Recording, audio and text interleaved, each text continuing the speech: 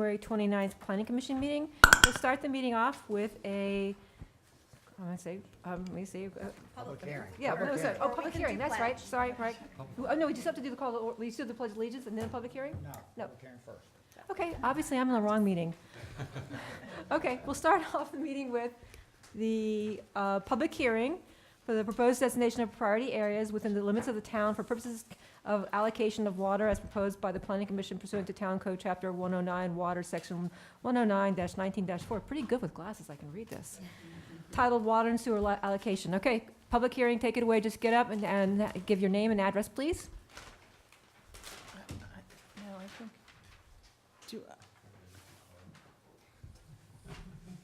I this must- might be a short public hearing. Heather, do you want to go over some background in case some people are, Confused? I can do that. I, typically, public hearing, we I know, don't, but, the 2018 proposed priority area for water allocation, is guided by ordinance, 2013-5 and 2015-12 as amended. Every 2 years, the Planning Commission is required to designate a priority area in January, by resolution. And the priority area, as recommended or as proposed this year, is consistent with the priority areas adopted in 2014 and 2016. And you can see it shaded up on the overhead, and there is an actual physical map, so you can get a closer look if needed, on the easel up front. And again, this area extends to the westernmost portion and includes the cold storage property, and two properties that are currently utilized as residential that are both zoned downtown zone, and that it includes all of the properties located on the western portion of Main Street that are zoned downtown zone. Same situation with East Main Street up to Paradise Avenue. And then it stretches up the Center Street corridor to include the Beck property, the portion of the Beck property that is zoned community commercial. And that is the priority area that was identified to meet the desired or targeted growth in conjunction with the 2013 Comprehensive Master Plan. So you have a question? Yeah, Okay, can you just come to this podium and your name and address, please?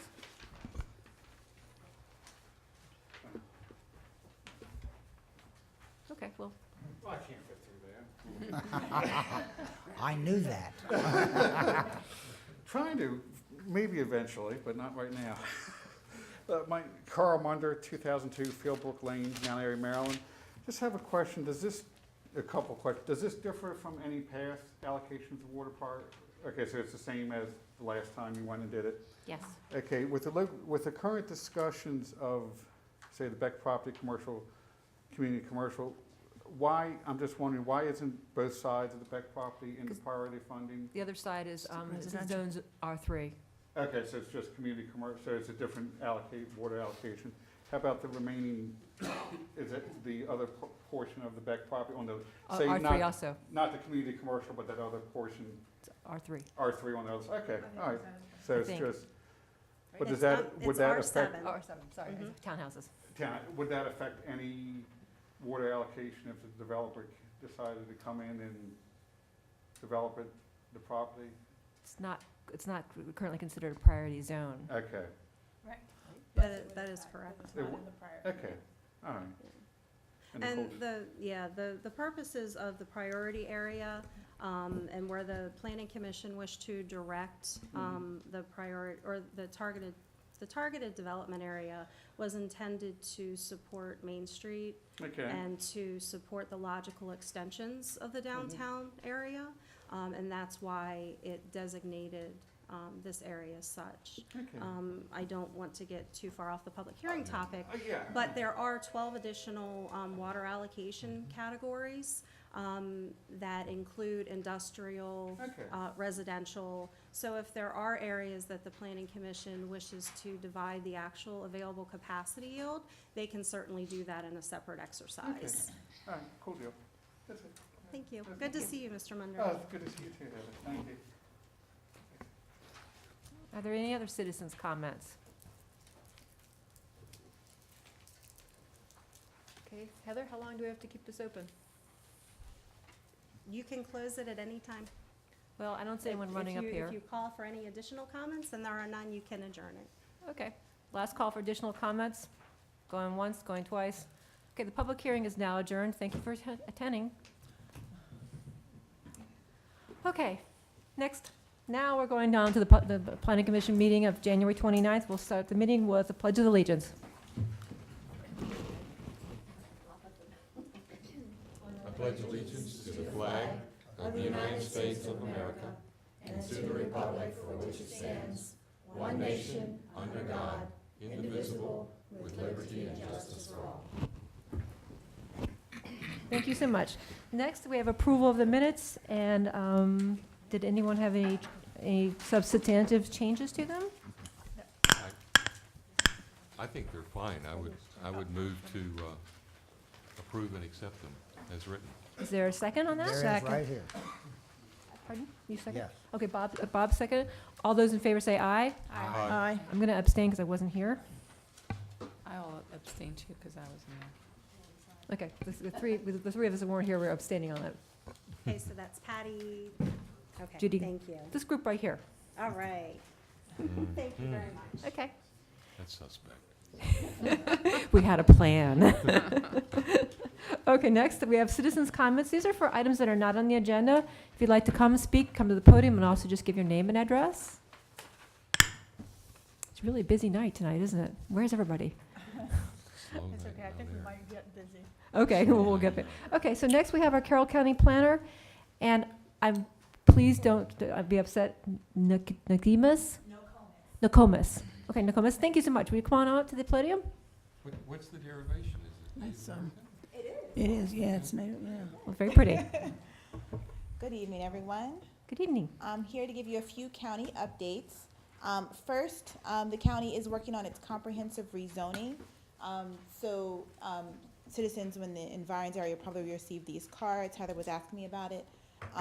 So we are currently working on text only, so this is not for actual rezoning of properties at this phase. And we're also only working on commercial, industrial, and employment campus districts. We will have 5 upcoming meetings. The first, February 1st, is North Carroll Senior Center for District 2. District 1 will be on February 6th at the Town Senior Center. And District 5 at the South Carroll Senior Center on February 8th. District 3, February 15th, in Westminster in the Reagan Room in the County Administration Building. And District 4 is February 22nd at the Mount Airy Senior Center. And what's the date again? February The 22nd. February 22nd. Okay. So we'll have information and things available for people to come and ask questions at these information sessions. And then we also have a website specifically dedicated to this rezoning process, carrollrezoning.org. And I can pass around these cards if you'd like as well. That would be great. So it has all the information on there. Oh, thank you so much. What time does the informational meeting start again? They are from 6 to 8 p.m. Thank you.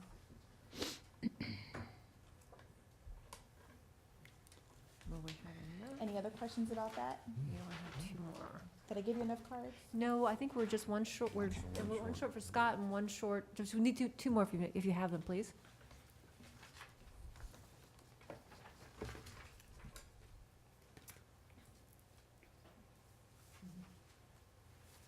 Thank you.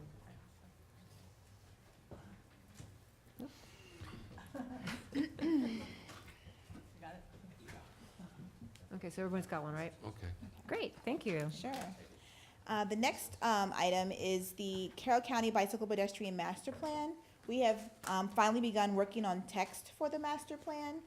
We are sending that to Mount Airy staff. We've sent it already to be reviewed for input. So we're looking for that to be done by the end of February.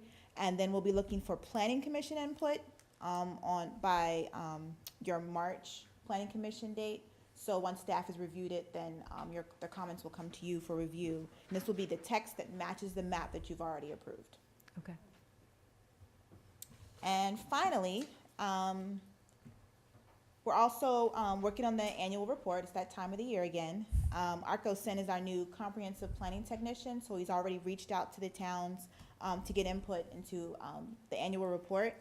And so my guess is, as usual, will probably be coming before you in April to get your approval, stamp of approval for the updates. And that is all I have. Thank you so much. I appreciate you coming. Sure, thank you. Do you have any questions for her before she steps away? Carl, you had a question? Oh, okay, okay. Okay, cool. Okay. Thank you so much for coming.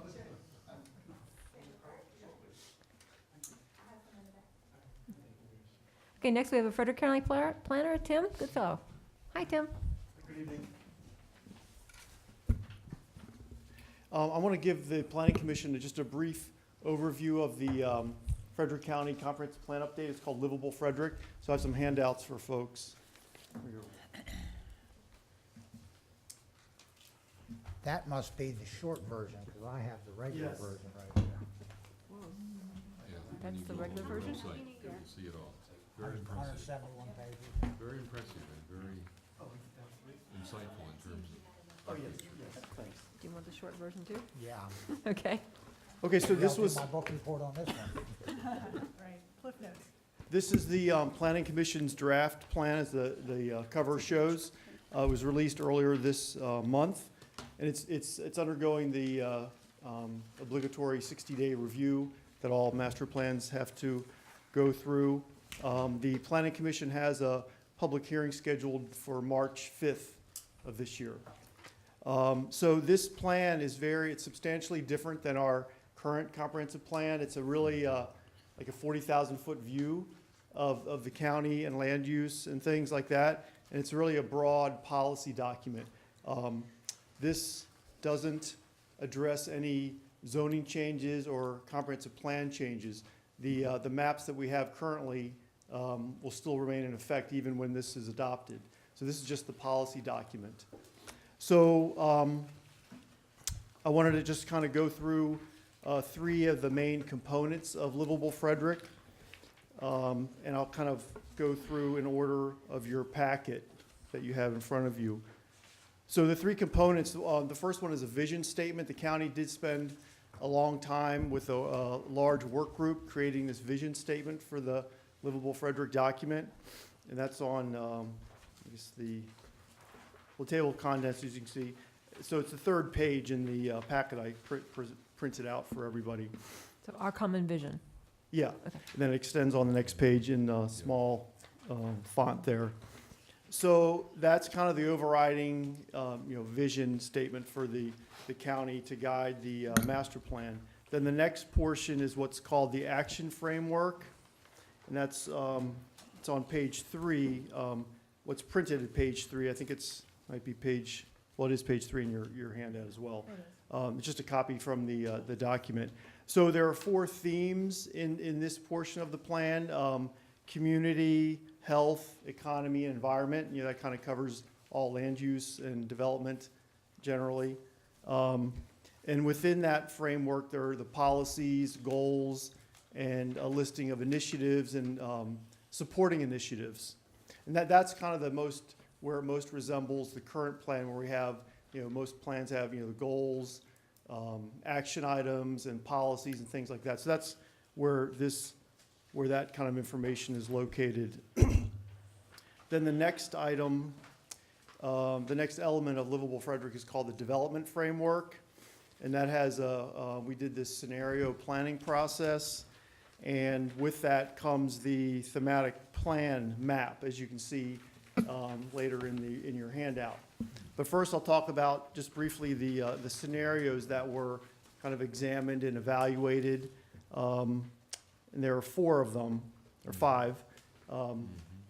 Business as usual, city center rises, meaning the city of Frederick, just in increasing and intensifying development, in the city and the immediate environs around Frederick City. We have a scenario called suburban placemaking, just to kind of enhance more opportunities for mixed uses and other amenities and services in a lot of our established residential areas. And then the last one is the multimodal places and corridors, really taking advantage of opportunities for future growth and development along the rail line that goes to Brunswick and then into Washington, D.C. So those were the kind of the scenarios that were examined. And then the last portion is the map. And it's very, very broad, very conceptual, again, very different than what our current comprehensive plan map shows. And it's really just to kind of get out these major themes that are included in Livable Frederick.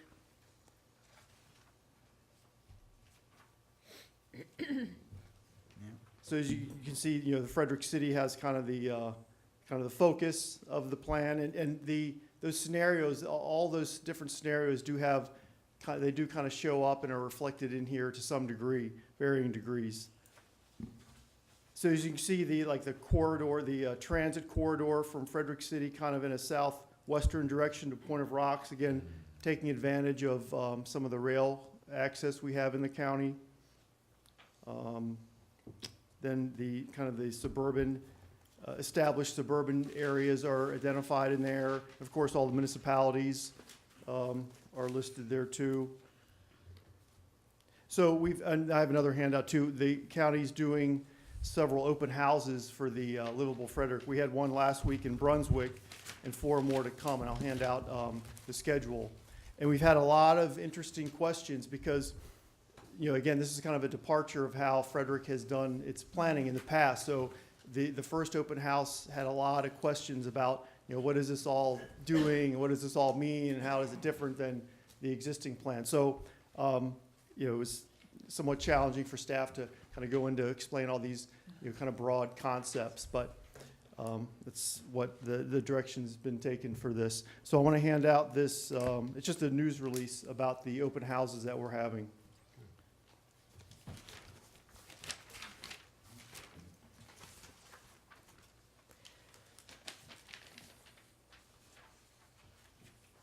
So we have at Oakdale High School, Frederick High School, Urbana, and Catoctin High School through February 15th. Yeah, I had a question. You go first. So having not gone through this kind of scenario Yeah. type of thing, help me understand then, so you had 5 different scenarios that you kind of played out. Mhm. When you play those out, how does that lead to the plan? So do you pick one of those scenarios, or do you say we're gonna try to go after each of those scenarios or pieces of them? How does that discussion lead to Yeah. something more formal? Yeah, those scenarios are all, again, reflected in here to varying degrees, but like the main focus was decided to be that multimodal corridor and placemaking.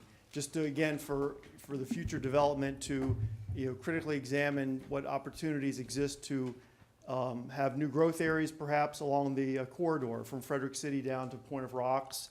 But, they all were examined to varying degrees. I think what I included in the packet this evening is just kind of a summary snapshot of each one of those scenarios that were modeled and evaluated. So that was like the main overall focus of the multimodal, not just the rail, but increasing bus access and accessibility for the communities through enhanced bus systems and things like that. But basically, like what it says down here is that you've taken bits from all of these. Right. So that's not just one Mhm. choice. And, they examined, we had a consultant help us, Renaissance Planning, and, they looked at, future job growth, where people want to live in the future. We made some assumptions, but we looked at some of the, hard data and came up with the document and the plan. So around Mount Airy, those little light circles, that's just designating Mount Airy, or is that the little thing saying municipal, county, or community community concept. I'm looking at the Yeah, legend. it's hard to read, isn't it? Thank you. Yeah, that's, again, that community concept is an element we have in our plan from the 1980s or 70s even. The community concept where growth would be focused and targeted in these designated growth areas, and the key one is around the municipalities. So that just retains, it's like a holdover from that concept, Okay. looking at, the town's smart growth concepts, focused growth and development in the towns and, the immediately surrounding some of the towns. Okay, I'm sorry. Roxanne, did you have any Yeah, questions? no, I was in Virginia, never mind, I was on my way to Virginia through Point of Rocks. Okay, we're back in Never Mount mind. Airy now. I know, Mount Airy, never mind. One thing to note, Mount Airy is not among the priority growth centers. As I was reading through the document, those are generally designated for the Frederick City and, the areas west of us. So it doesn't, from my read of the plan, it didn't seem that there was going to be growth pushing this way. Yeah, I think that the intent was to, certainly acknowledge the municipalities' growth areas and kind of respect that and not, change it or focus intense future development as we have in these other areas that are shown in that red ring. Right. I mean, it doesn't, say no growth, it's kind of like defers and yields to what the town has on their plans. That's Right. how we're kind of approaching this. Right. Mount Airy is, I'm sorry, Bill, if I could just, one, on the Spike Hub transportation, Mount Airy is shown as a proposed location for a transit station. Do you have additional information about what the, concept of that was, or is that something that'll be further discussed? Yeah, again, it was just, it would be bus, a Okay. bus system, not any kind of light rail or streetcar system, certainly. We don't have that density in the Okay. eastern corridor to do that. So just to, make places more accessible for more people. That's essentially it. Knowing that there's development areas and nodes along that corridor, why not enhance the ways people can get to and from those areas? Again, yeah, and that's, again, a concept not really described in any kind of detail. Right. Yeah, So- a lot of this plan doesn't have a lot of details, and it was intentionally designed and written and created that way. So there would be continuing collaboration and discussion with the specific points on that transportation spike. Prior Absolutely. to any type of, there would probably be feasibility study. Oh, yeah, there maybe a would needs definitely be that. assessment. Mhm. Okay. One of the outcomes of this, the county's hoping to have is a renewed focus on community and corridor plans, whether it's the 355 corridor or that rail line corridor down to Point of Rocks, or like a functional plan, like a green infrastructure plan that's called for in this document. So yeah, it's very different approach, and we'll see how the council responds and reacts to it. It'll just like the process. After the planning commission's public hearing, they'll have probably a month or two of workshops to kind of dive in and make any changes, because as the state law says that the comprehensive plan is a recommendation from the planning commission. So it'll go to our council sometime after the workshops end, probably in the summer, we're guessing. Does anyone have any questions for Tim? Does But, we anyone, welcome, the town's comments obviously I don't know if the other staff people working on the plan reached out formally to you, Heather, for comments?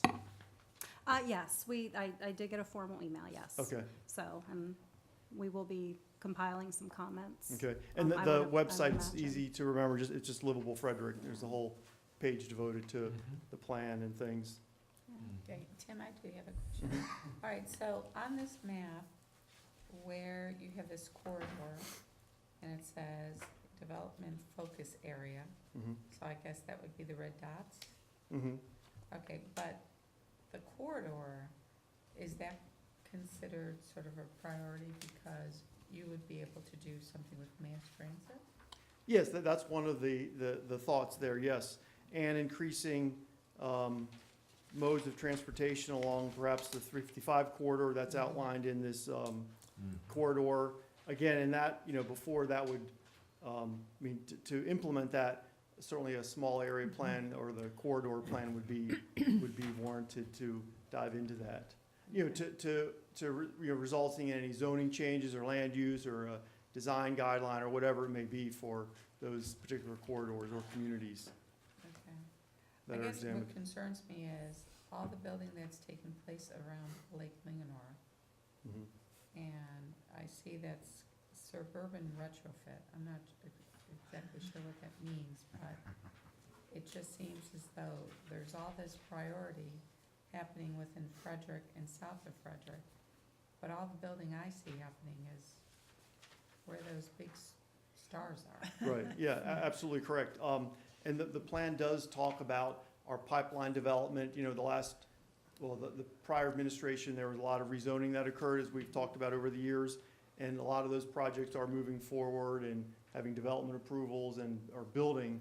So, we acknowledge that, we can't undo that, because they're already, moving ahead, but it's just to, more critically examine just a kind of a conventional suburban development pattern and see what kind of enhancements or other changes could be made to those existing kind of primarily residential communities. So the idea is to go retrofit them, hopefully. Yeah, hopefully, yeah. That's the idea, yeah. I think one of the things that this lightens up on is the fractionalized nature of Mount Airy. The fact that there's only, 40-some-odd%, low 40s, maybe only 40% of our town population that's in Frederick County. The rest is in Carroll. So we're underrepresented in that regard, okay? The amount of development that's going to occur in that southeastern sector of Frederick County has significant implications for our commuters who commute on 27, who commute on 70 to get to 270, okay? That's downplayed in this. For years, we talked about a concern of how close to Mount Airy you allowed development to come, that we would prefer to see a buffer zone, so we could maintain a distinction between the town and the county, if possible, and we could maintain our agricultural context. This doesn't address those kinds of things. The amount of development that has been approved at this point is a concern in terms of it's living outside of town, it's going to impact us, and after talking to your transportation engineer, what we found out was there's no responsibility for how much additional traffic development dumps onto 70 or 270 or the other roads, okay? So that has something to say about commuting times. That has something to say about all those kinds of issues. So I hope to heck that, these commuter arteries and so forth come to pass. But in terms of the implications of this for us, it doesn't really cover it all in terms of our planning and our consideration. Yeah, admittedly, yeah.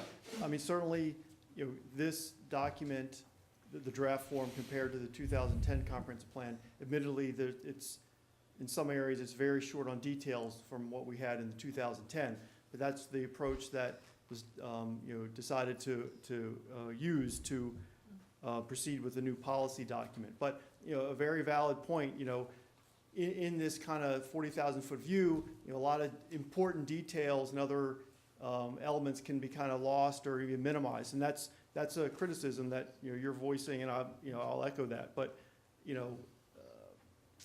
the decision makers will make whatever appropriate changes they feel they want to make in this document. Well, and we want what's best for Frederick City and Frederick County, okay? We're just asking for appropriate consideration. If you're going to be our liaison to Frederick County Planning, we'd just like to have you know, a context of understanding that there are some specific things that are gonna affect us. Yeah, that's all. So, I guess maybe piggybacking on that, I'm not sure. So, as you were saying, with the prior administration, there was development that was approved that you can't undo. So, does this reflect that, or is there continuing approval of development in those areas? Well, if a property was rezoned 8 years ago, you know, they have the right to move ahead with development approvals.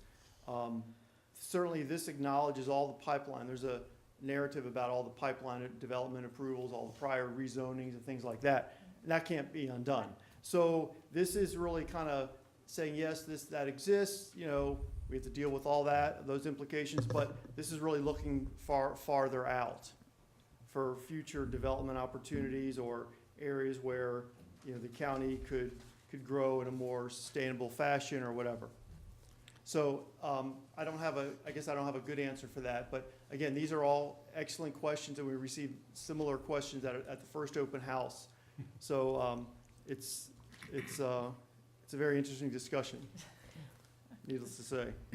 Tim, is this document always going to be at the 40,000 level? They're never going to come down to 5,000 and look at it? They're just going to be way up there? Well, yeah, the document will, but then, after this is approved in whatever fashion, the county expects to dive into these really in-depth, detailed community plans or corridor plans or other functional plans. Okay, great.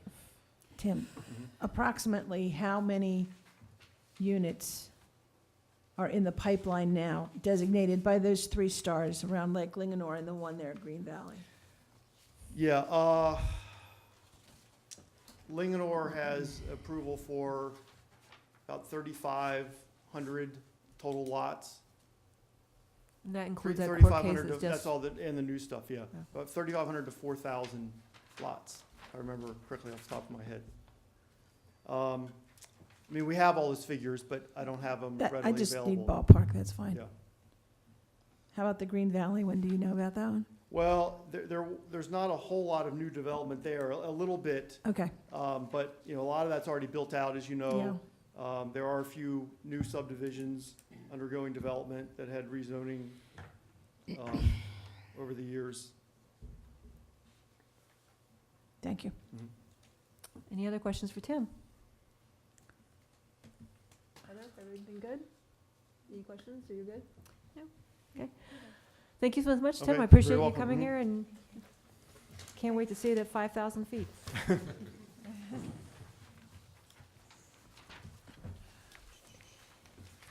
Would it make sense just to go ahead and jump right under new business, the Livable Frederick Master Plan discussion and coordination of comments? Sure. If everyone's okay with that, since Yep. kind of on the topic. Yep. Yep, yep, yep. Okay, so now what do we do, Heather? It's always appropriate for the planning commission to forward their comments, by way of written correspondence, to the, Frederick County, in response to any type of plan. So. Well, I guess I like Bill's point that, you know, we still want to make sure we have that boundary, Yeah, Right. you know, that green boundary, not build up right up to the town, you know, walk over the line and there's Mount Airy. Yeah, mean, and that that was is one reassuring aspect of the plan that I picked up on, that Mount Airy was not mentioned as either a priority That's growth area, or even a like a subcategory. So that is positive. One thing that I think that the Planning Commission would probably, not to speak for you, but I'm just anticipating that you would like to reaffirm about the agricultural preservation and the farmland around Mount Airy. And the Livable Frederick Plan actually acknowledges that they've lost a significant amount of farmland to growth in the past several years. There was a factoid in there that it that's was in here. Yeah. actually 9 acres per day for the past 5 years. It was like some equivalent to that Wow. of farmland and agricultural land that was lost due to growth, like when you break it down. So it is significant. 35,000 acres of development. Yeah. Wow. The other opportunity I see with the comments are, opportunities for partnership. And there's a lot of crossover with some of our master plan goals as far as renewable energy, perhaps the possibility of transit. And maybe that could be a partnership to develop a needs assessment for, to represent any transit opportunities for the town.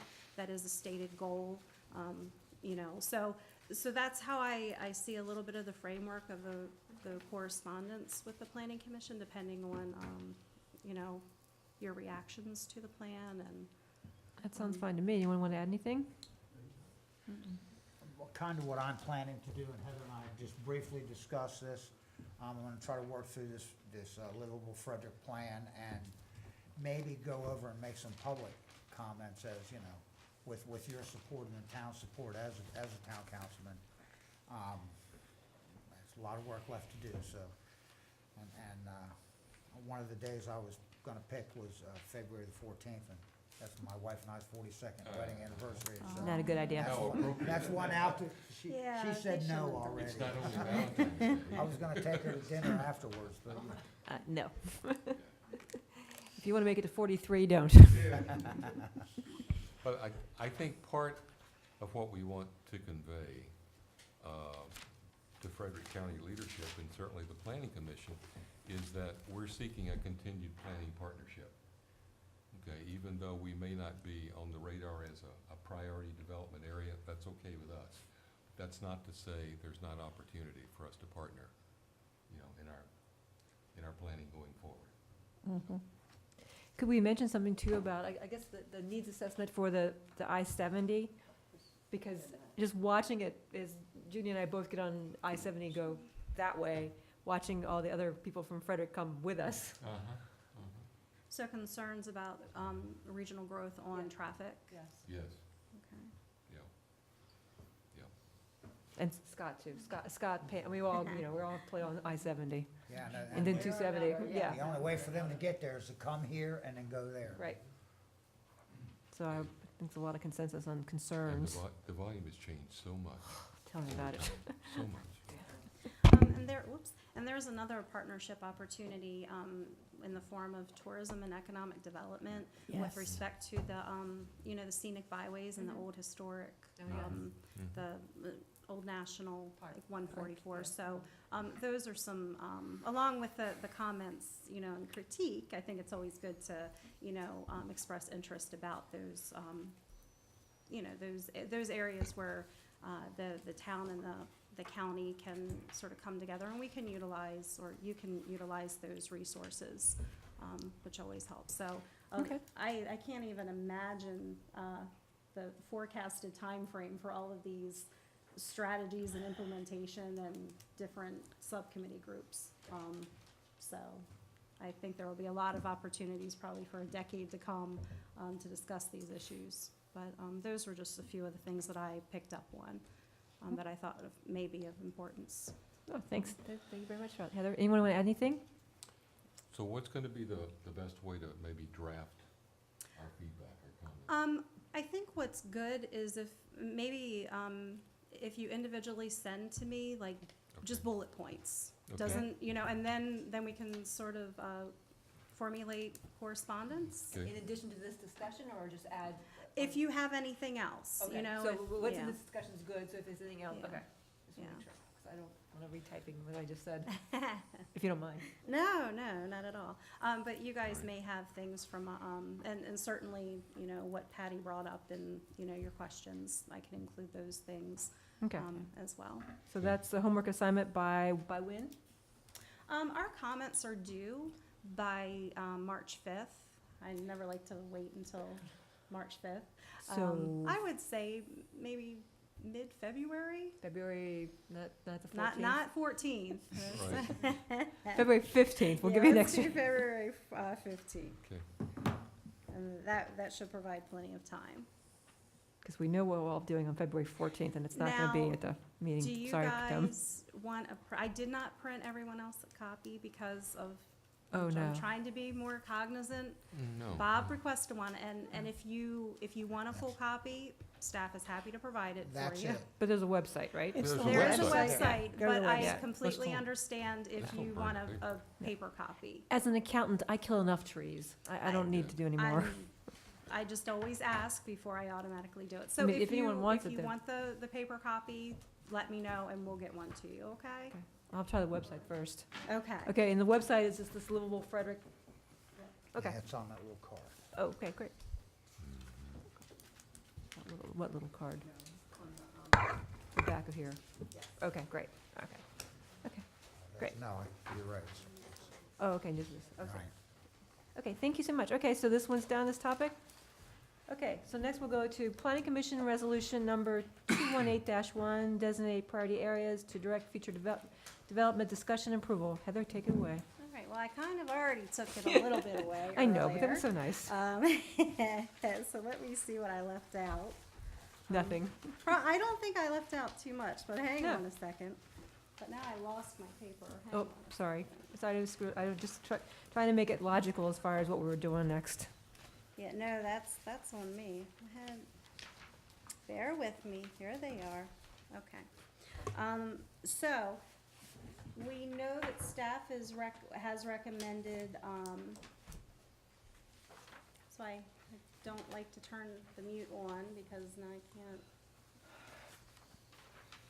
Okie dokie, well, we're just gonna go without the overhead, that's why I like to turn that off. But you do have copies of the priority area in front of you, and we also attached a zoning map, and for the public, there is a shaded version in front of you. I included a zoning map just so you could see that the areas that were zoned underneath the designated priority area and the recommended priority area, as well as any other properties that you may be considering. And again, the priority area is consistent with the 2013 comprehensive plan. And there are three portions of the comprehensive plan that supports this priority area designation. The executive summary identifies the historic downtown as most important in terms of prioritization of water and sewer infrastructure. And then you have chapter 1, which provides the framework, in a sense, for the overall goals and objectives of the plan. And it actually lists the allocation of water capacity for this particular area as one of the primary initiatives. And then again, a little bit more specific, as reiterated in chapter 4, which guides the land use and zoning chapter, there's an implementation strategy to lead the town's development priorities with an emphasis on downtown revitalization. The designated area was deemed a critical component in fostering economic development and also in meeting the redevelopment vision of the town's downtown area. If you reflect on all of those comprehensive plan, master plan discussions, there was a passion, for a focus on our downtown area and those logical extensions. The targeted priority development area does serve to support infill development along the Center Street corridor. And again, this was considered critical to enhancing the historic downtown area. Staff recommendation is that the adopted priority area remain unchanged. And if the Planning Commission so agrees, the Planning Commission will adopt the priority area by making a motion and a vote on Resolution 2018-1. The Planning Commission can also expand, retract, or otherwise modify, and I can just make a amendment to the Exhibit A, which lists the properties and tax ID account numbers.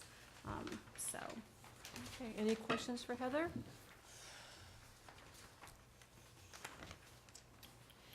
Nothing's changed. I mean, yeah, It's I'm, still the priority. right, I would agree. Not, and there really hasn't been any movement, not because of water resources, but, just other various factors. So it's not that we've sort of fulfilled that priority area. no, we haven't. So, Okay, anyone want to make if everyone got all their comments, anyone want to make a motion?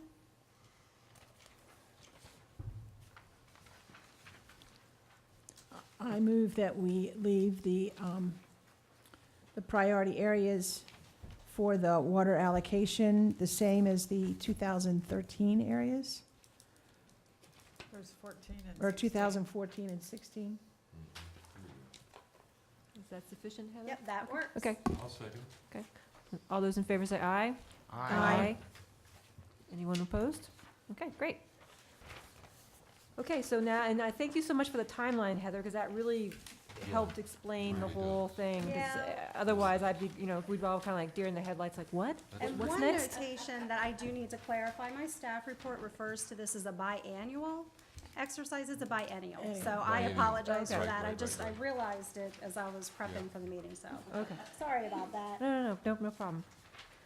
Okay, so next on our agenda, I'm sorry, let me get all the paper moved over here. Okay, we have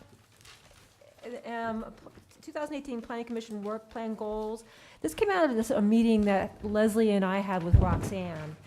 And trying to tie what we want to get done also with the master plan so that we're going in the direction of the master plan. I'm certainly not trying to, make, or any of us trying to make work, but, you guys went to these great, the Maryland planning sessions and saw how other, like Gaithersburg tied what they were doing to the master plan, which actually makes it so much clearer on why we're doing something, at least to me. Yeah. I mean, and then Heather, why don't you jump in? Heather just sent this email, this lovely 2013 Comprehensive Master Plan Implementation Status Action Plan. This thing makes matrices heaven here. Fabulous. It made, I don't know, whoever did it stayed up late. Did you do it? Because it's beautiful. Very nice. Incredible. Well, and it's legible, it's not on. Oh, thank a God. little, it's Right. not on 8.5 by 11. Exactly. Yes, no, but this is just, I have not had a chance to read it, obviously, but the idea, it will be now, like, worn out after a while, because I'll be using this all the time. Well, and it's still, it's a living document. Yes. I was working off a staff implementation tool that was a little less formal. So using that sort of as a draft, I wanted to provide a matrix to the planning commission to help you, prioritize those goals, but also to see the current implementation efforts and any action plans that are already in place. I will note that there are a lot more implementation efforts and some action plans that we have yet to fill in. I just have to coordinate with staff. But it's a start, but it can also, it's an at a glance, so that you're not having to go through your physical master plan, the particular pages. Wow.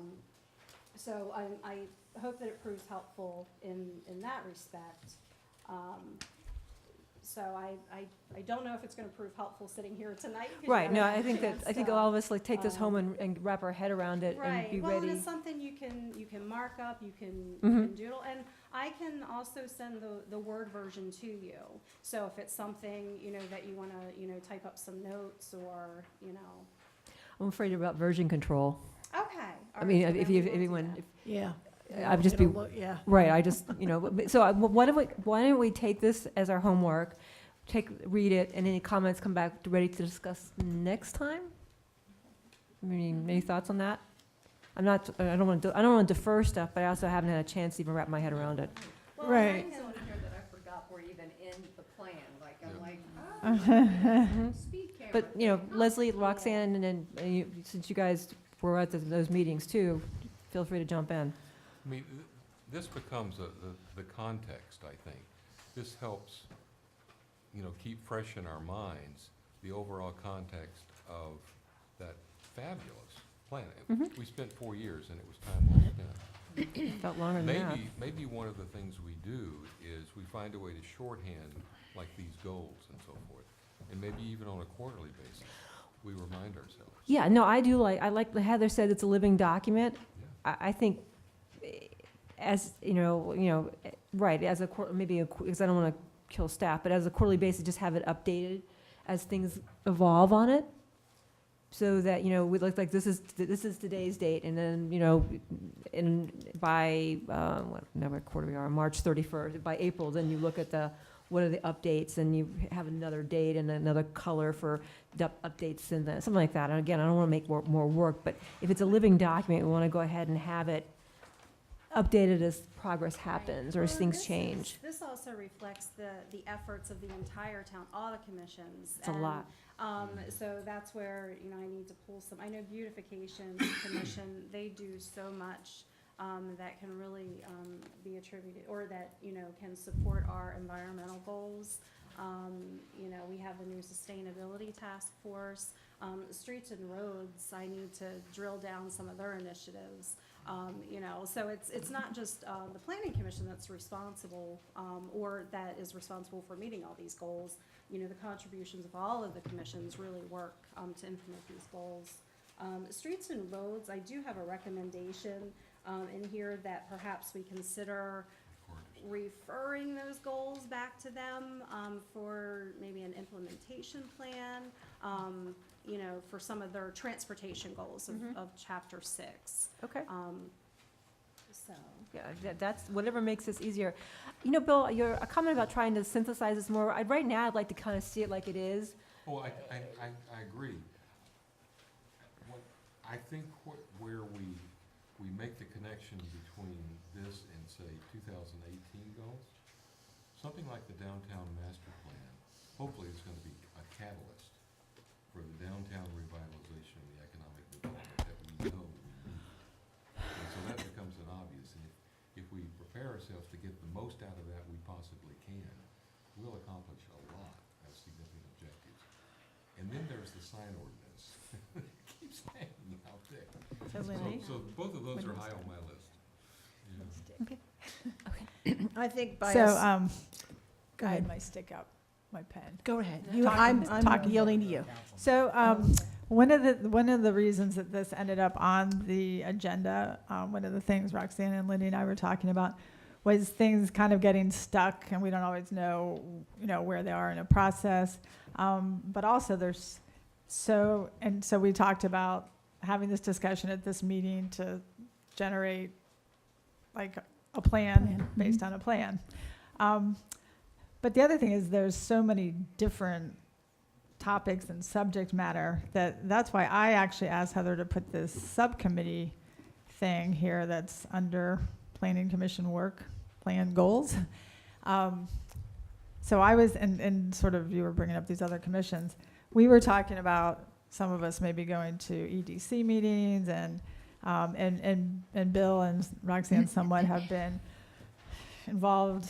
I mean, I went to the conference, but then they went to this thing last Friday, the Maryland Planning Commission Association, which is like this technical assistance piece. So to me, it seems like maybe we kind of break things down in whatever our primary interest and or more expertise is. So different people do some different things because we can't all do everything. So people could focus on one or two things. And so that's something that I thought, because the thing, like, we can wait. If we're going to wait for the downtown master plan, we're just going to be still waiting and waiting and waiting. So that was my thought coming out of the discussion that we had, is to. There's a lot of opportunity with the downtown master plan to guide that process, to identify what do we hope to get out of it, and what might we do to increase the chances that we will. I mean, it becomes. Well, are you thinking that even while the whoever gets hired is working, that we will be interacting with them? Is that what you're? Yeah, oh, yeah. I think it's my hope that there's some sort of steering committee that works with them, and that it's a joint effort from planning, EDC, MAMSA, all of them. I don't foresee, I don't think we just let them work and they come back. I think we have to have some sort of steering committee with them and input as they're going along. Do we have a status update on that? The recommendation is actually scheduled to go forward at the February February town meeting. council meeting. It was scheduled for January, but had a little bit of inclement weather, so, but it is on schedule for award of the contract at the February town council meeting, Great. so. That's awesome.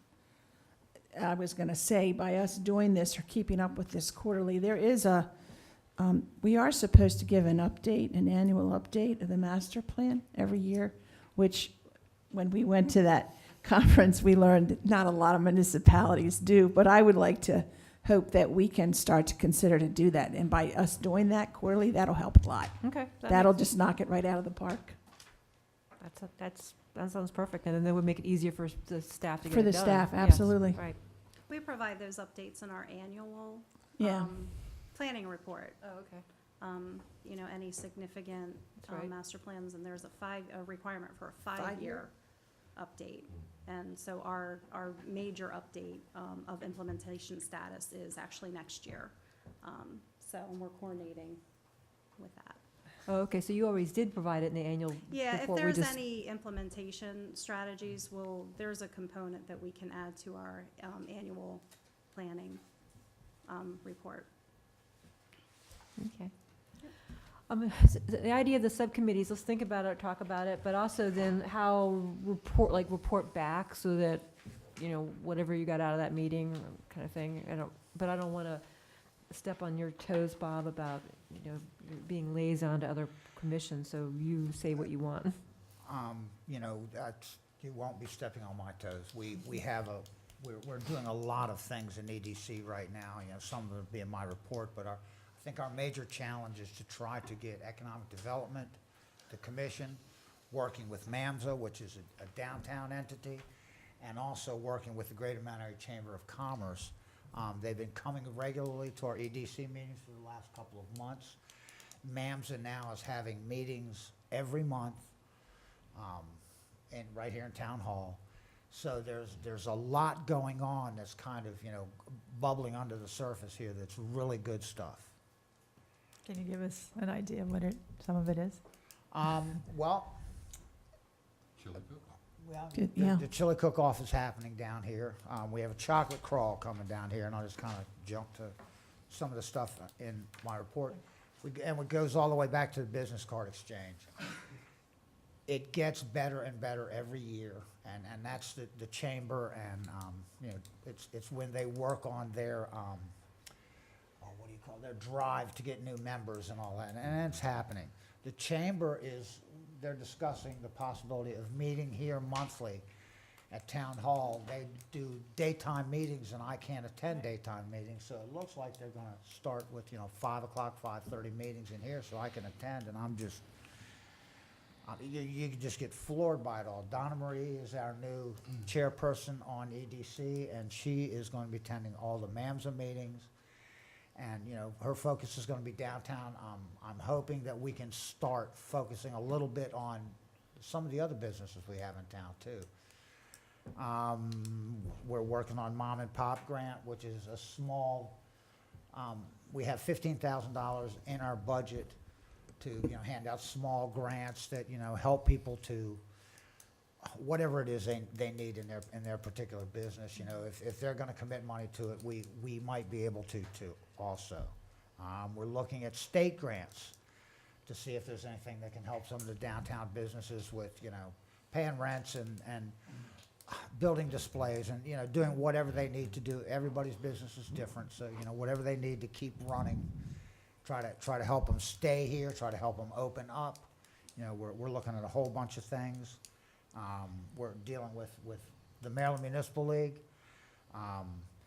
They have 3 goals this year. Restore HURs, that's highway user revenues. I think there's $245 million that's been taken out of highway user revenues. I think we've got about 8% of what we used to get. But the governor is trying very hard to get that money back so that we can work on our infrastructure issues. Also, they're looking at trying, a lot of people don't sign up for your emergency alert systems and this kind of thing, because then what happens is your telephone number and your email address go out on the public airwaves, and anybody can get it with a PIA. So they're looking at deleting the names, not the names, but the telephone numbers and to try to help people keep a little bit of autonomy.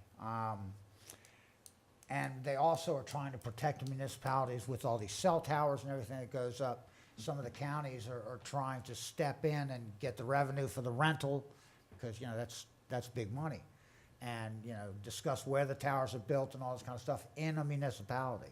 So within your boundaries, the counties and state are trying to gain control of those funds. And then, like I said, the chili cook-off is going to be on April the 7th. It's going to be a traditional chili cook-off. Will be ICS sanctioned, 10 to 5 on April the 7th. And coming up is a chocolate crawl. And I don't know if you've done that before. They try to make that one of the things that's close to Valentine's Day. So that'll be Friday, February the 9th, 5 to 8 in downtown. All the businesses will be open, and they'll be serving drinks. This is not one where we'll be walking around town drinking. The road will be open. Inside establishments, you'll be able to sip a beer or a glass of wine or whatever turns you on. And that's kind of my report. And did you see, because I saw this coming in, this little 2018 events, although it doesn't have the chili cook-off on there, but this is great. I mean, having this out, Yep. And these as you are, walk in, the door was right there, No, in the corner, but these are the things that Melissa and Ashley are planning for the year. And there's a lot of good events on here.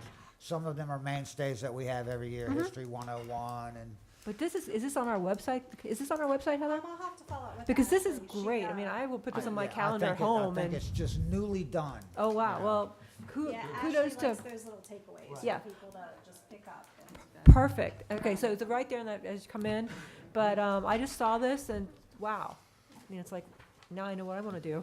That's awesome. So I just jumped in because this is Yep. what you were talking Right. about, Bob. One thing I'd like to add, because I know at our next meeting, I think it will be over, but February 24th, right? There's going to be a bingo Oh, yes. For the- for the Rails to Trails. Yes, Right. and the Right. bingo's going to be at the school? It'll be at The fire hall. fireman's hall, reception hall. Oh, the, Conrad. Oh, cool. Carnival Oh, Grounds, then- 7 o'clock? It'll be at, I think the doors open at 5. and the game starts Yeah. at 7. So, well, and the early game is 6:30. What day Well, is And the it? There's an It's, early game at February 6:30. 24th. Yes. Mhm. I volunteered last year. I'll be there serving food. Are you Well, going to be and there? Mr. I'm hoping to Hushow- play. Do you still have tickets? Yeah, go on, yeah. Do you still have tickets? Yeah, oh, Okay. And I just heard today that the cupcake lady is also going to be, the lady who had the Miss Mommy Mommy Cakes. Mommy Cakes. Oh, Our she's- favorite oh. person. Yes. Oh, my favorite okay, person, I'm my very favorite cupcakes. excited. If you give me the floor for Yes, Yes, please. please, come up and tell us more. Yes.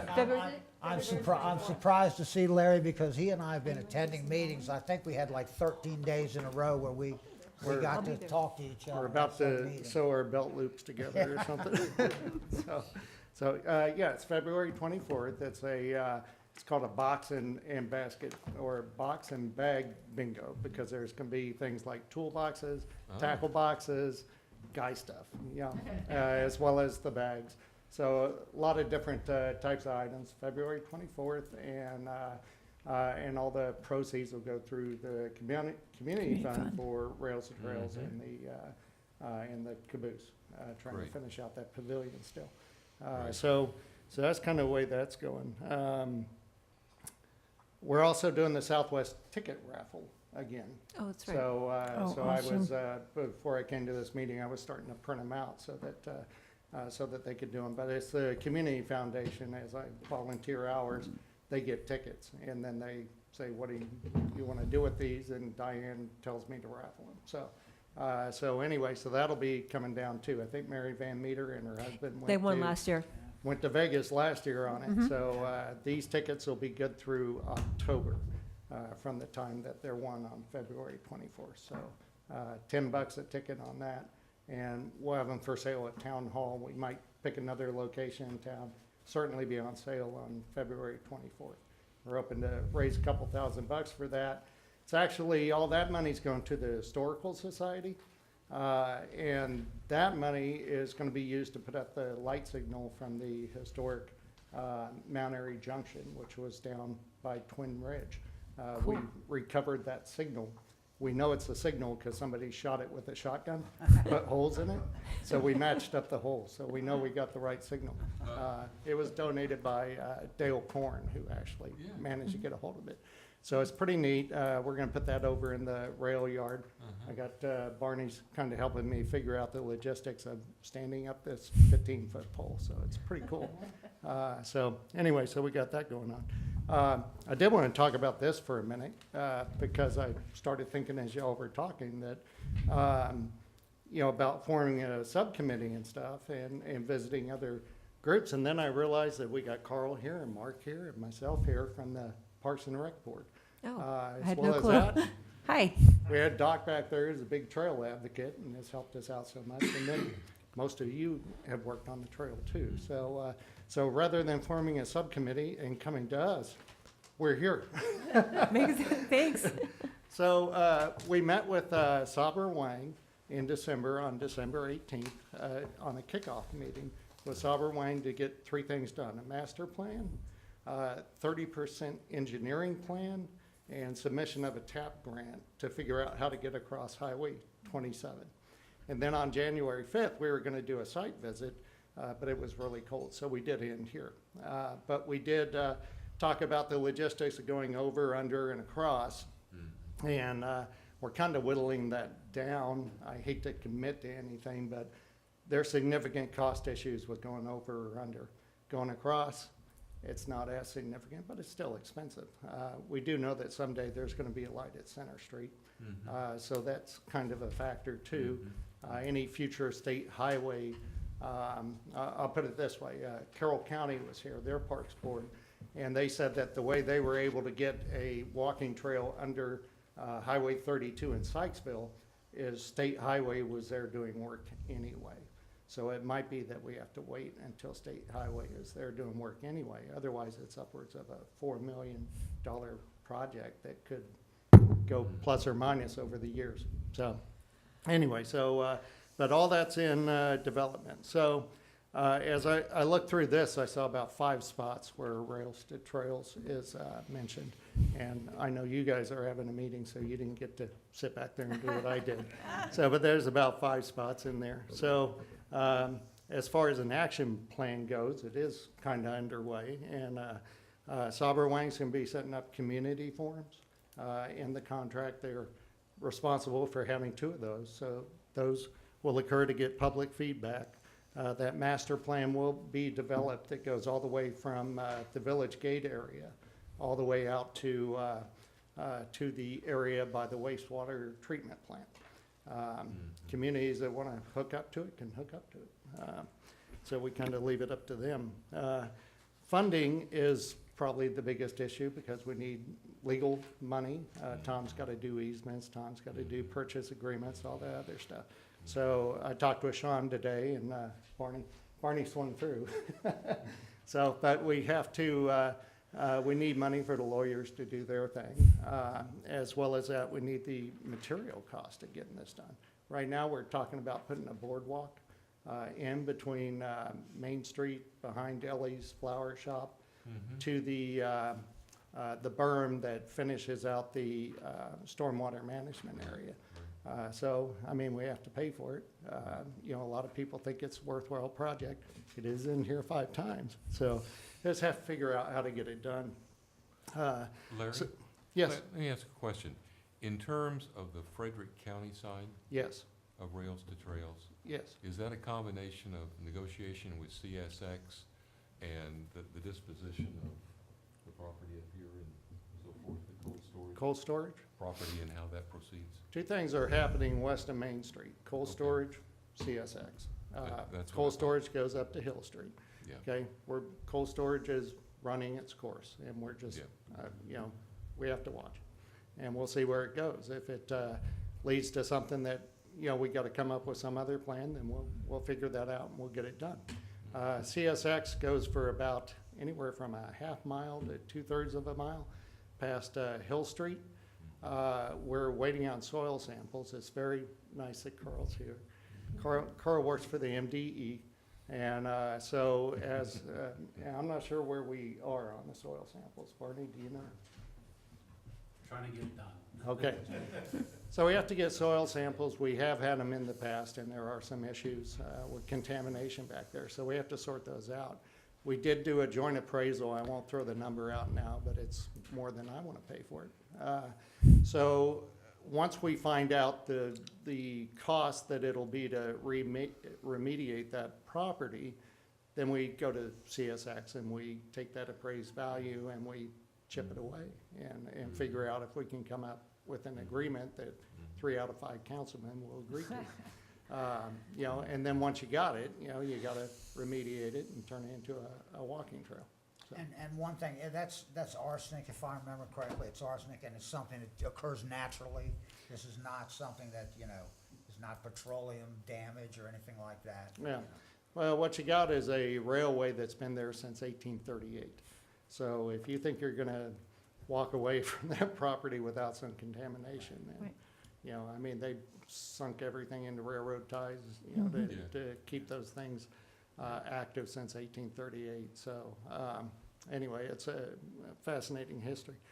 Can you, But Larry? Yeah. Talk a little bit more about cold storage and what are the potential issues? well, the potential issue is that in order to get the development that any developer wants to do there, they're gonna need parking, and parking could cause a disturbance to the trail. It's a, not disturbance, it could interrupt the trail. Interference and interruptions. Interference. You know, so potentially you got a trail and a parking lot in the same area, but we already got that. You know, going through the rail yard. Yeah. Right. Yeah. So it's just something that we have to watch. But you know, so without going into too much detail, it's just, you know, we have to keep an eye on it and make sure. But I do believe that everything we're working toward includes a trail. Absolutely. Okay. So, you know, I just It'll- wasn't sure if there was some other bigger thing that. no, I just think that if something happens where a developer walks away from it, then we have to figure out if there's a way to get it moving again. You know, and whatever future developer comes in or whatever the strategy is, then we just have to make sure that trail stays there. So, And we are on the cusp of so many things happening in this town right now, that find something you're passionate about and go to these meetings and let your voice be heard, because there's a lot of people out there listening right now. yeah. Lots of opportunity. Yeah, I don't want to gum up your meeting too much more, other than to say, and Bob has said this for a long time, I'm turning into such a geek. I was watching this 1994 centennial video from, who's the guy who owned the corner store where Bengu is now? Myers, Vernon Myers. Mr. Myers? It's not him. It wasn't, no, not Yeah, Myers. it's an old. Dennison. Dennison. Dennison, There you go. thank Yeah. you. I'm So thinking of Walt the, Dennison is doing this lecture, and it's, my kids fell asleep, my wife went to bed, and I'm sitting there watching this 2-hour presentation of Walt Dennison pointing at the plains of Mount Airy and all this other cool. stuff. Yeah. And there's this little kid in the background who's chiming in with questions and stuff, and I keep hearing, now Dale, that's about right, but here's this, and I didn't realize it at the time, but that was Dale Korn who donated the signal. Oh, okay. Yeah, He was so- a railroad geek even then. He was 14 at the time, so, but anyway, they brought up rails to trails. Yeah. And we've always said this has been on the books for well over 20 years. I went on Parks and Recs in about 1995, and it was there then. Yeah, Oh. yeah. Took So longer than our master I don't have plan. any idea how long it was on the agenda before we got there. Yeah, I just wish somebody would have done something in about 1978. Then we wouldn't have all the trees in it. So, 1, community forums, 2, master plan, 3, funding it. And the 4th thing and last thing is that we have to engage the property owners. We have to get to whoever owns CSX, we have to get to CSX, cold storage, Mr. Nils, and beyond. You know, we have to talk to Doc Full as Brittany Manor comes along, and we have to talk to all the way out to Watersville Road. So anyway, so that's kind of where we're at on it. So we'll keep bringing the subcommittee Okay. to you, so. Thank you. And I'll put a plug in. I volunteered last year at the bingo, and it was so much fun. I'm volunteering again. I won a prize. I That's won, right, I I remember. won, yeah. Mike? We helped out with the Wait, first one. Carl, Carl, wait, Mike was first. Carl, back, Carl, back. Mike was first. We have a queue here. You don't have head, you don't have eyes in the back of your head. Okay, then you're next. The only thing, when Tim was talking about Frederick County's new plan and stuff like that, I wanted to make sure that if it hasn't happened, to make sure he and Frederick County have a copy of our corridor study. Because if they're talking about improvements to 70, stuff like that, we have interchanges, and they may find some value in that. I can definitely forward a copy if they haven't. Good point, thanks, Mike. Now, Carl. I have a second, but now Larry answered my first question. He forgot to. Larry said everything about the Rails to Trail bingo except the time. So it was 5 o'clock, the doors open, right? Correct, It's- okay. 6:30 early game? Yeah, the early Okay. game's at 6:30. Okay, second question for the Frederick planner, since we're discussing that, and make sure one of the comments is, because when I saw the deliverable Frederick plan came out, I quickly glanced over, glanced over it, and then listening to him here talk and stuff. I'm wondering, does the deliverable Frederick plan consider the infill development that's happening on the Frederick County side? Like when I say a farmer sells lots off, like a 5, 6, 7 lot development, and that could encroach, not the large developments, but the small infill development, because I take it that Newmarket is its own separate planning district, and they're getting ready to do a 1,300 home development or something up there. And then the infill's gonna come this way, because you have the Lansdale, now there's also the Harvest Ridge up off of, say, Bartholow's Road and stuff. So that's all the infill development. Is that, does the deliverable Frederick plan take into that account to try and limit that, or That's control that? That's all background development, prior approved development. Yeah, this livable Frederick doesn't change that because it's not a change, we're not changing the Yeah. zoning map with this process. Okay. So all that approval will proceed on its own path and course. Okay, but how about future? I would say once the pre-approved stuff is used up, is there any consideration for future? Well, that's one of the areas, after this policy document is approved, adopted, then the county will probably, open up the comprehensive plan map and the zoning map. So that's kind of a logical following course of action after Okay. this policy document. So then that's an opportunity where those infill developments or additional right. infill development would be addressed through zoning and comp plan changes. Okay, because we're having the same thing happen in Howard County and Lisbon and Woodbine area too. All the infill development will affect the roads and businesses here in town. So, okay, just want to make sure. Thank you. Thank you. Sorry to. No, it's okay, thank you. Stop apologizing. We're fine. Okay, so we kind of got a lot of things done. We also had, so we got our homework on this one. Is everything good on that? Okay. The next thing I see also, first quarter MPCA board meeting report from attendees. Did you kind of jump in here as we've talked, or jump into now? Well, I mean, we talked, we- it's the technical assistance that Mhm. Bill's been talking about, so he could talk, some of it, a big part of it is. Roxanne and I reached out to MPCA because Stephen Allen and Joe Griffiths, you may remember, from Maryland Department of Planning, they're the primary liaisons with MPCA. And Joe was assigned the coordinating role for that outreach project, or project outreach, that occurred last year, where they reached out to MPCA members in all the municipalities. MPCA is a combination of both professional staff and citizen planners. I mean, percentage-wise, it's a lot more folks like us. There are volunteers who are willing to be on the municipal planning commissions.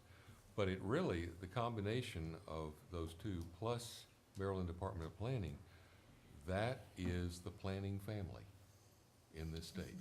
So there's a lot of shared commitment there. There's a lot of shared interest in contributing to good planning and helping to enhance communities and so forth. So we wanted to attend one of the board meetings just to see, what they dealt with and what they talked about. We also wanted to advocate to hold their feet to the fire, if you will, because they said they were gonna take back in the conference in the fall, they said they were gonna take the results from that project outreach study, and they were going to create some takeaways from it. Because what all of the bulk of the feedback said was, we want to see examples of best practices when it comes to planning commissions, and there's some key training. We think that would help us do a better job. That would be developmental resources for us.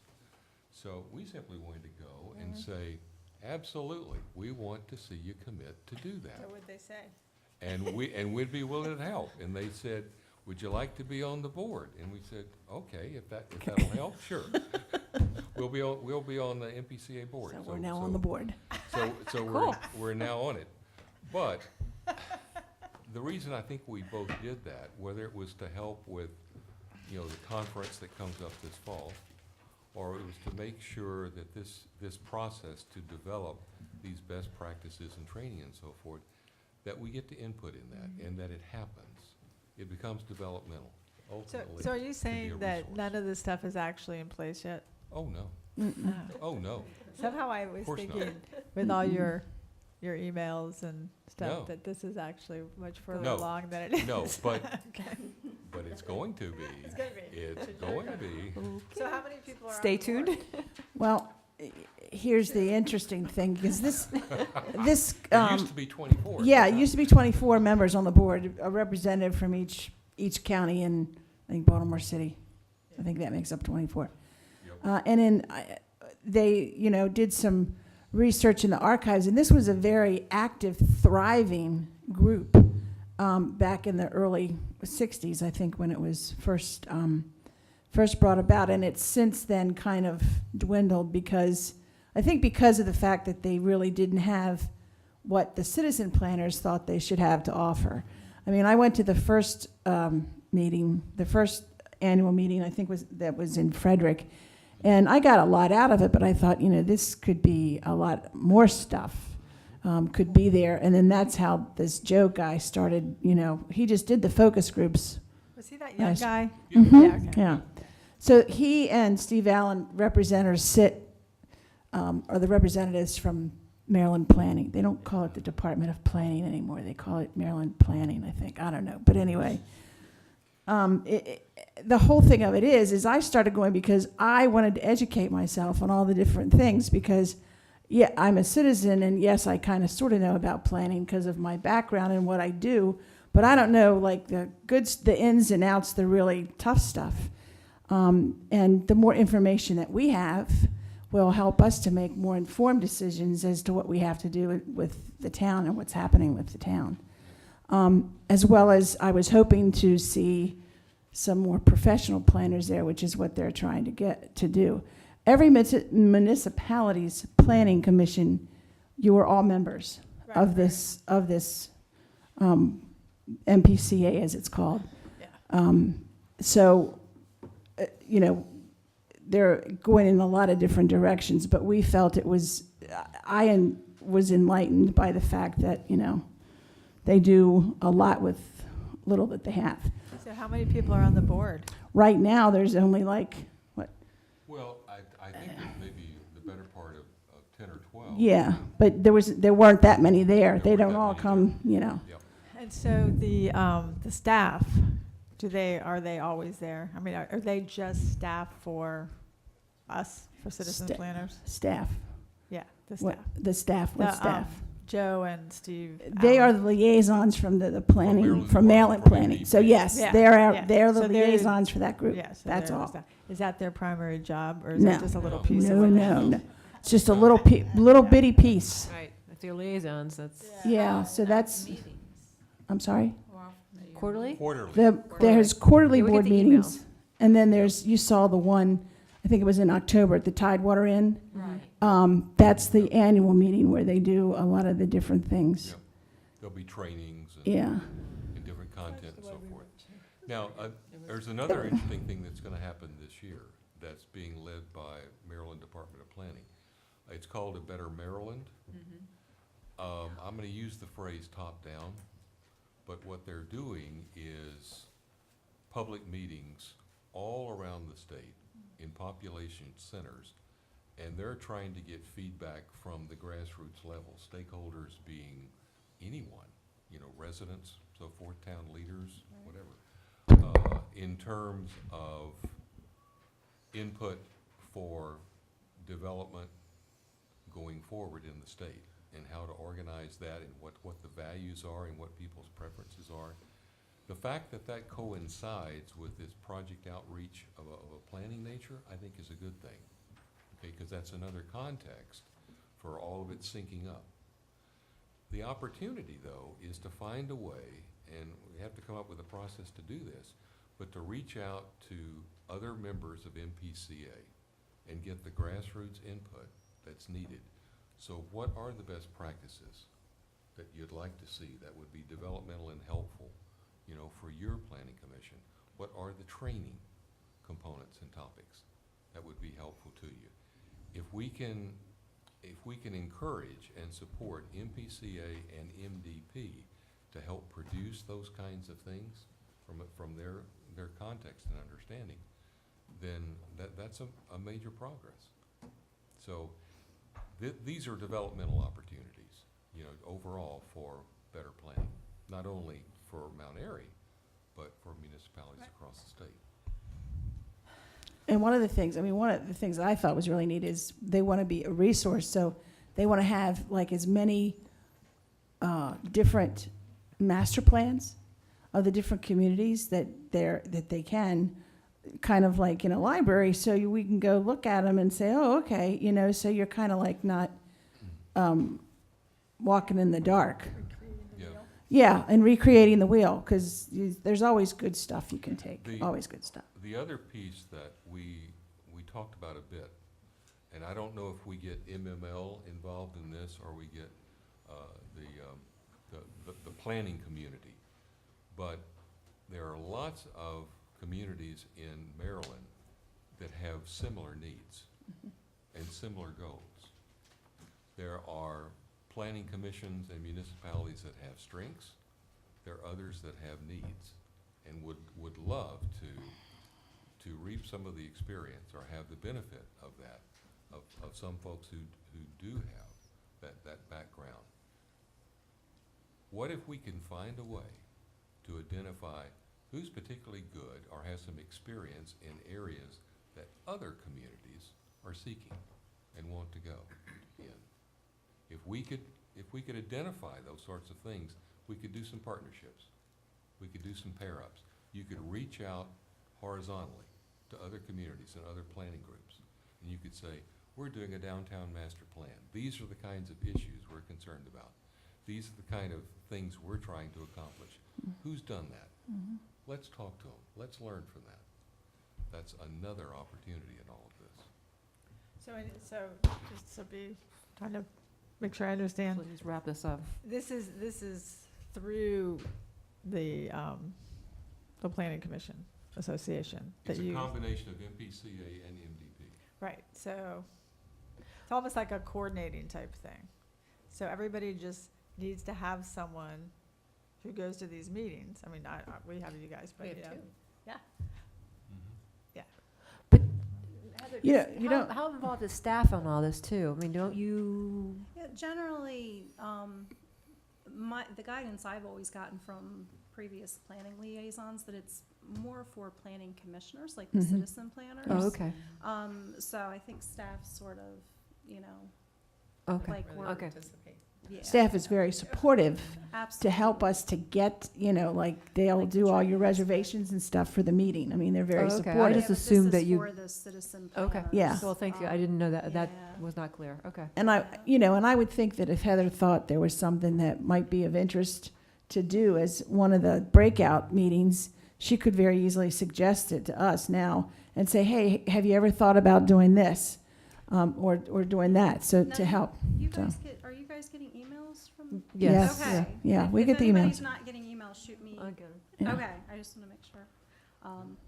That's why I don't forward anything, because No, we get 'em, you're yeah. on, I put you on, I put you on the list. So what's the plan of action then? Well, the plan of action is that they are now gonna, they're gonna come back at the next board quarter, well, before then. They're gonna they're kind of starting over, so they don't necessarily have a vision. So by the middle of February, they want to have, the board is coming together to put a vision statement together. And then from there, take bits and pieces, the major parts of the outreach focus groups that came out. I think there were 4 major components that they're going to start to work on. So they are going to start working on it. It's just not going to. Yes, yes. I shared with them an outline for the strategic planning process that I've used on multiple occasions. It's just basic stuff, but it's a guideline. Right. And you know, MML was mentioned in this mix, and I think, Larry, your first MML was last June, right? And it is a very, very good, you got 3-4 days of just constant classes and effective meetings, Maryland Open Meetings Act. You're having trouble with your police force, you know, and it just constantly goes on with these meetings that are beneficial to all of us. And while you're there, you meet other people from other municipalities that are having the same issues that we're having. And just being able to sit down and talk to somebody, you know, and they'll tell you what they're doing in EDC and that kind of stuff. And it's very informative, and it's very, very good. Any opportunity that you have to attend, and then the town sends, we used to send one or two extras along that, you know. He means staff. Yeah, I'm sorry, staff that, you know, that may benefit from something like this. Debbie Brennan went, I think last year, she went last year, the year before. And your Main Street manager goes down to represent in the booth. Right, and you know, she met a lot of other town clerks that, you know, they sit down and talk a different language than, you know, the planning commission guys do, and the EDC guys, and the Parks and Recs guys. But you meet them all there, you make these friendships. Jake Romanell from Newmarket was the president of MML this year, and the mayor from Rockville. And I know her name's Bridget. So, you know, you're making friendships with these people that are really good. And you get a chance to meet the governor and his wife, and it's really a very interesting time and very helpful. So Roxanne and Bill, you'll be able to provide quarterly updates. Yes, that's what I was going to say. Can you keep us informed on what's going on and how that's? Because that's like a Well, secret thing. You can't. And you get to have a front row seat. We're going to make sure that Mount Airy's Planning Commission input is utilized. Okay, we're going to be very self-serving about that. Oh, no, please. Okay, And I will, that's the whole point. Yep. Well, exactly. That's the whole point. I will say that the 2018 annual meeting is more than likely going to be held in the city of Gaithersburg Oh, well, that's around easy. the end of October. This year was a little later because it was in November for some reason, but they're going to try to do it in the mid-October to mid-November. So, Work there, so. right, Yeah, you should be able to. exactly. So, right, exactly. So if you could, you know, because you don't have to go for the whole thing. You can just go for Okay. different, right.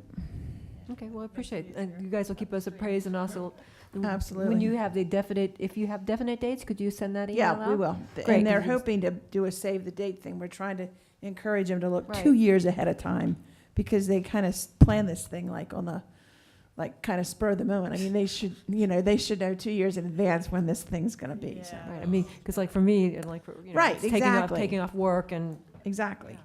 depending on what it is, so Right. that would be great. Okay, well, I thank you guys for joining the board. Yay.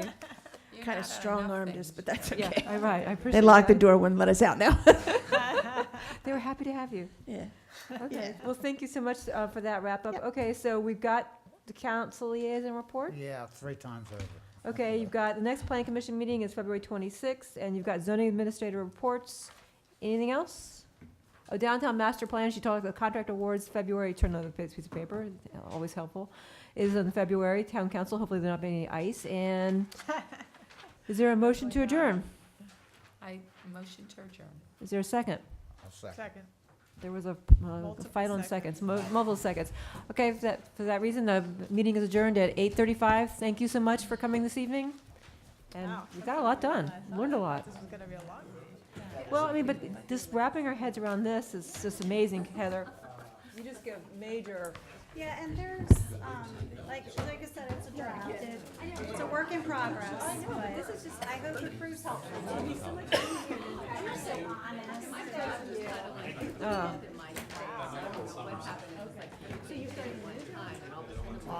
We got some right before Thanksgiving. Oh, okay. Did you,